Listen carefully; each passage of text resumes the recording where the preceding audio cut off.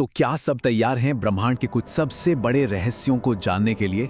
चलिए आज निकलते हैं अपने ही सौर मंडल की एक कह सकते हैं अविश्वसनीय यात्रा पर। तो चलिए फटाफट अपनी सीट बेल्ट बांध लीजिए, क्योंकि हमारा ये रॉकेट ये अब उड़ान भरने ही वाला है। और हम कहां जा रहे हैं? हम जा रहे हैं ग्रहों, सितारों और न जाने कितने अजूबों से भरे हमारे अपने सोलर सिस्टम की सैर पर। अच्छा, तो हमारी यात्रा का पहला पड़ाव एक बहुत ही बुनियादी सवाल है कि आखिर ये सौर मंडल, ये सोलर सिस्टम है क्या चीज? आइए पता लगाते हैं। देखिए, ये एक ऐसा नाम है जो हम सब ने कभी ना कभी तो सुना ही है ना, सौर मंडल। पर इसका असली मतलब क्या है? क्या ये सिर्फ कुछ ग्रहों का झुंड है? नहीं, ये उससे कहीं कहीं ज्यादा है। इसको समझने का सबसे अच्छा तरीका है एक बड़े से परिवार की तरह सोचना। सोचिए, एक परिवार है जिसका मुखिया है हमारा सूरज, और बाकी जितने भी सदस्य हैं, मतलब ग्रह हो गए, उनके चांद, धूमकेतु, उल्काएं, ये सब के सब उस मुखिया के यानी सूरज के चारों ओर घूमते रहते हैं। और बस इसी पूरे परिवार को हम कहते हैं सौर मंडल। तो अब जब परिवार की बात हो ही रही है, तो क्यों न सबसे पहले परिवार के मुखिया से ही मिला जाए। एक ऐसा सदस्य जिसके बिना ये परिवार सच पूछिए तो बिखर जाएगा, जो इन सब के बिल्कुल सेंटर में है।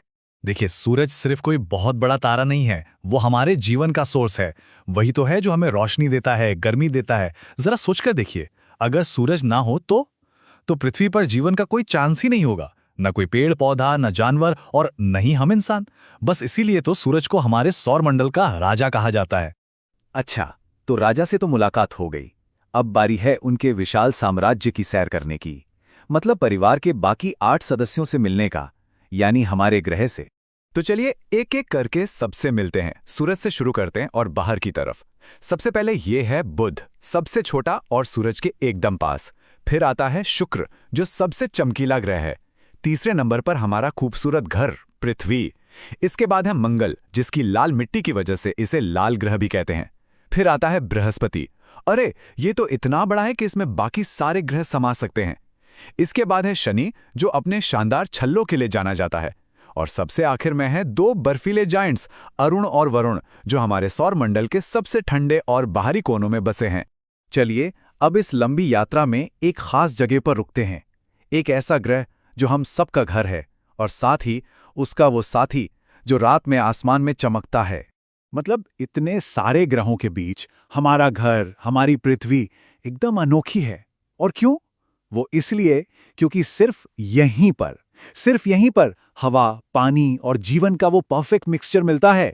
इसीलिए तो इसे जीवन का ग्रह भी कहते हैं। और पृथ्वी का एक वफादार साथी भी तो है, हमारा चंद्रमा। पर एक मजेदार बात पता है? चांद की अपनी कोई रोशनी नहीं होती। वो तो बस एक बहुत बड़े शीशे की तरह है जो सूरज की रोशनी को हमारी तरफ रिफ्लेक्ट करता है। और हां, ये एक बिल्कुल वीरान जगह है, न हवा न पानी।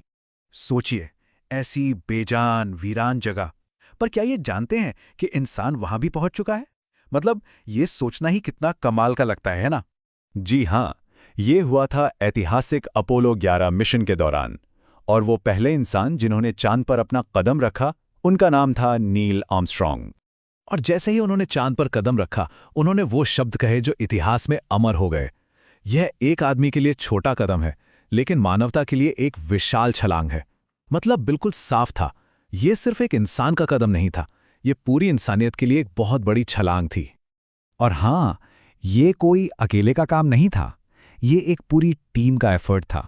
नील आर्मस्ट्रॉन्ग के साथ थे बज एल्ड्रिन, जो चांद पर उतरने वाले दूसरे इंसान बने, और माइकल कॉलिंस, जो उस वक्त ऑर्बिट में स्पेसक्राफ्ट को पायलट कर रहे थे।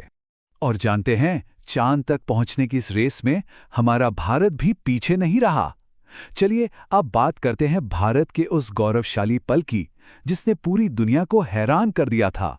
ये हम सब के लिए बहुत गर्व की बात है कि हमारे देश ने, भारत ने चंद्रमा पर अपना सफल मिशन भेजा, चंद्रयान। इस मिशन से हमें चांद के बारे में इतनी जरूरी जानकारी मिली, और ये वाकई पूरे देश के लिए एक बहुत बड़े गर्व का पल था। पर रुकिए, हमारे सौरमंडल में सिर्फ ग्रह और चांद ही नहीं है, यहाँ कुछ और दोस्त भी हैं जो घूमते रहते हैं। जैसे कि धूमकेतु, जो एक पूंछ वाले तारे जैसे दिखते हैं, और उल्काएं, अरे वही जिन्हें हम अक्सर रात में टूटता तारा समझ लेते हैं और कोई विश मांग लेते हैं। तो इस पूरी रोमांचक सैर में हमने क्या क्या सीखा?